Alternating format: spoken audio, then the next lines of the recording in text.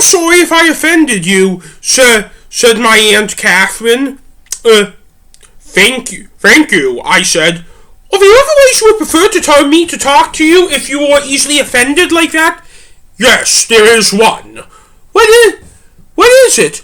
Don't. Why? Because that was not your business, and I want it kept that way, even if you hear about it. Oh, okay, well, just so you know, I'm your aunt, and I'm also a social worker. Yeah, well, so are a lot of women.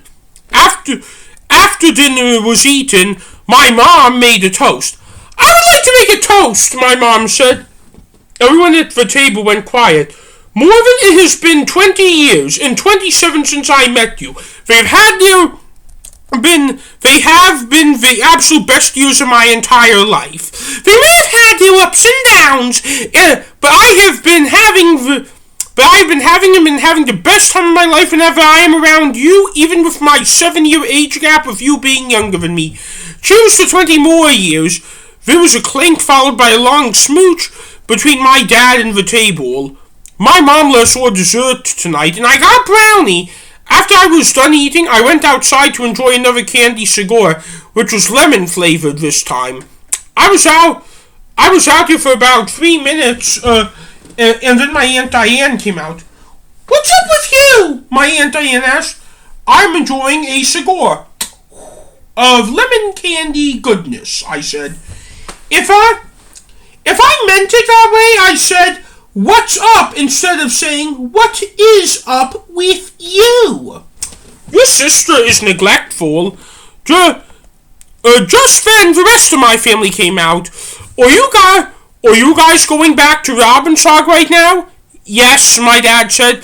When we get to the station, please wait for the next train. I want to ride back in peace, I said. Or you could wait and we could come ride back first, so my mom said. Fine, I said. Can I wait with you? Asked Sam. Sure. Can I too? George asked. I'm sorry, George, but this is just time for me and Sam to chat, I said. Okay, said George. A few minutes later, I took my hood down as we were riding down the escalator into Red Grand Station. After we swiped in our transit cards, a red line train heading south immediately, and everyone but Sam and I boarded it. After it departed with the rest of the family, I then began talking to Sam. Can I ask you a question? Can I ask you an honest question? Asked Sam.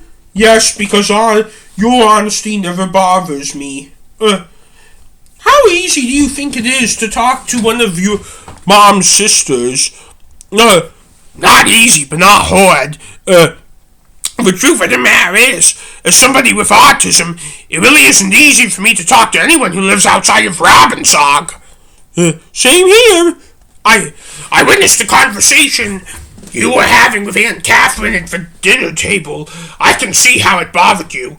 Did you say something to make her apologize? Nope. At least she did notice.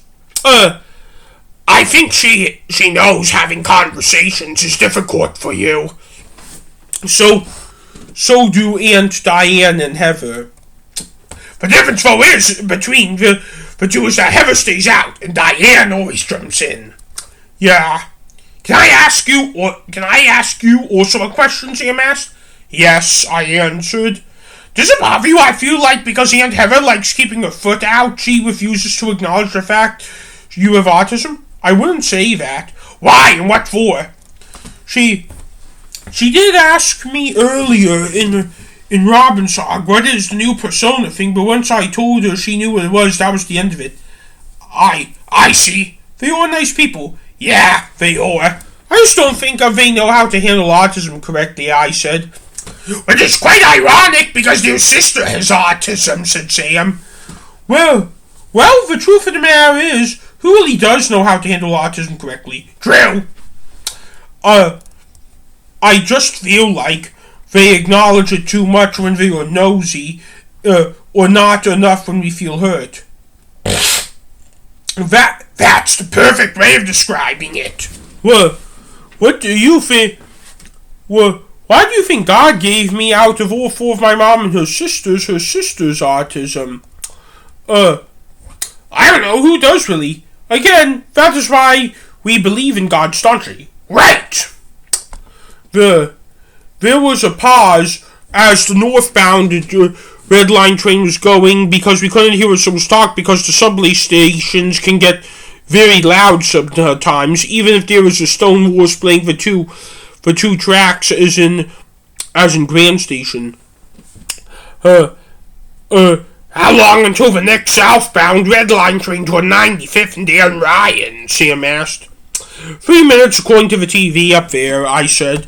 It's nice to being able to talk with your head down. Do you want to visit Dad sometime over the summer at work so we can ride the Orange Line before I start that bullshit college program at the University of Chicago? No, it's fine. I also could eat an orange in public in front of you.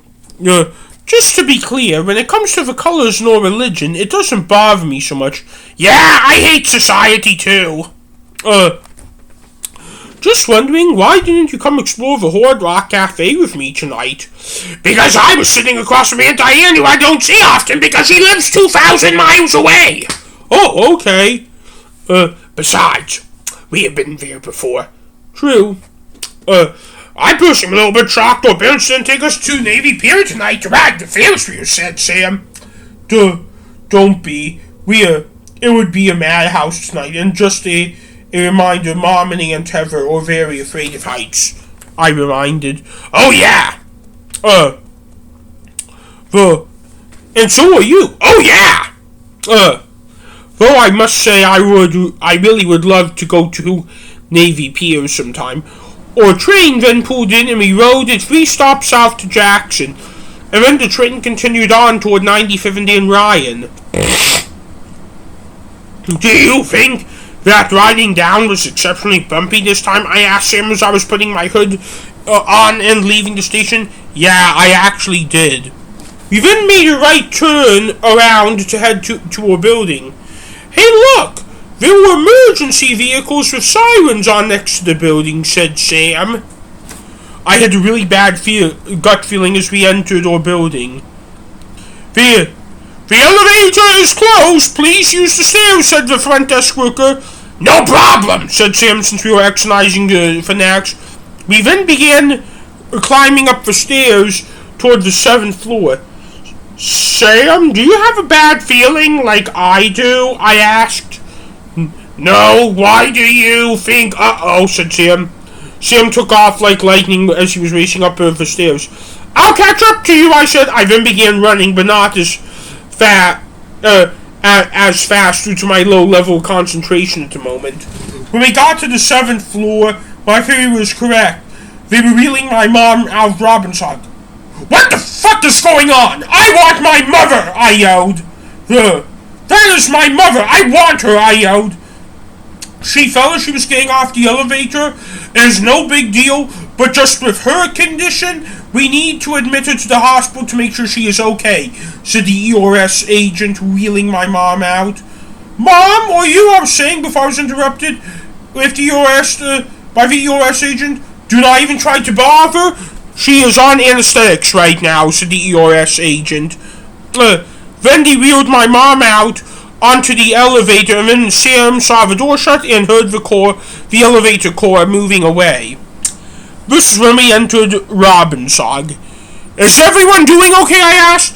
No one responded because my dad was crying, and we could not find George in the living room.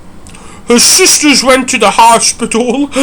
She works at Apollina, where she will be admitted. Where is George? Sam asked. In your room? Said my dad. Me and Sam then felt lucky we took the next train because we didn't see Mom fall. The truth though is, George did see her fall because he wasn't on the train.